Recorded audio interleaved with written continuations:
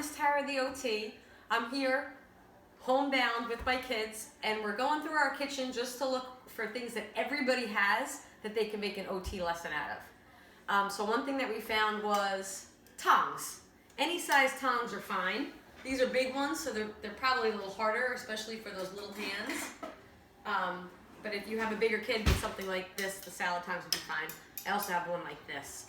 And it's really great for hand side separation and hand strength, and also grading how much pressure they need to use on something. So I'm gonna have my lovely assistant show us how a game could work, a simple game could work. Anything that you have in your house that fits inside the tongs, you're gonna have the child pick up 5 or 10. Just like that.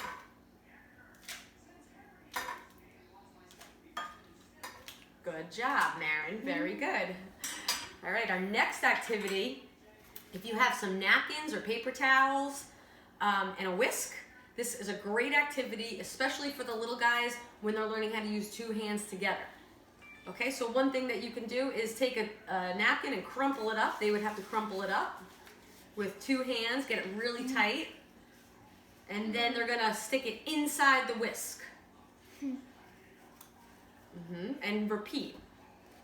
And keep doing it until the whisk is full. As it gets more full, it's gonna be harder, and they're gonna need more strength to get all those pieces in. It's good problem solving too. Very good, Marion. Thank you, assistant. Okay. Our next one is a visual motor and visual perceptual activity, but it's also, we're gonna make it a little bit trickier. So she's gonna have to work on her motor planning to strengthen that as well. This is great for like the older kids. Okay, so Marin, what I want you to do is make a pyramid out of these cups. Okay, but you can only use your lobster hand. All right, let's see how you can do it. It's tricky, and they're gonna have to go through some problem solving and trial and error and graded control. And also remembering what that design looked like.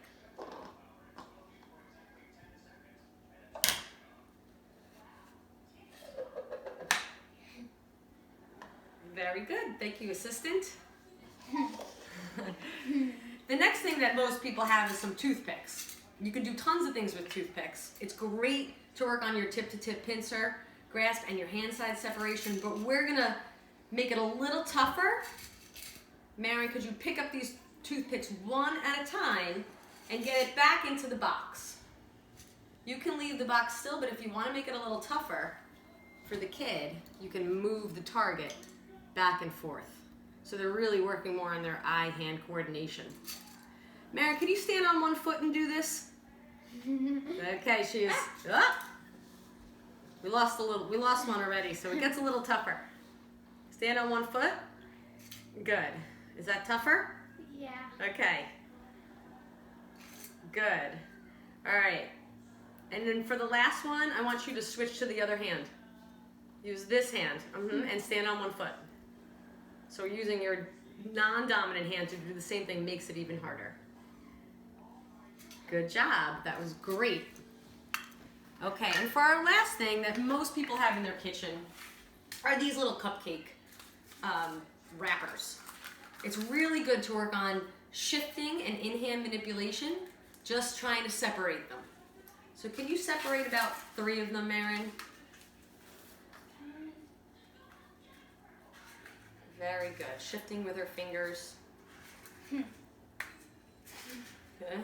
you need to use 2 hands, you can. Okay, so I'm going to put a little bit of table salt in one. We're going to keep working on that in-hand manipulation and pincer grasp.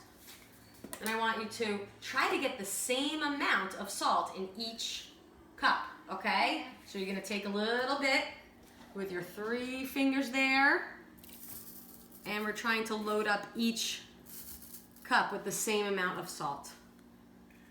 Okay, this is really good for pencil grasp because you're using those same 3 fingers. And if the kid were to put the whole hand in, they would crush it, so that would not work. So those little guys like to use all of their fingers for everything. Okay, perfect. I think they get the idea. Thank you, assistant.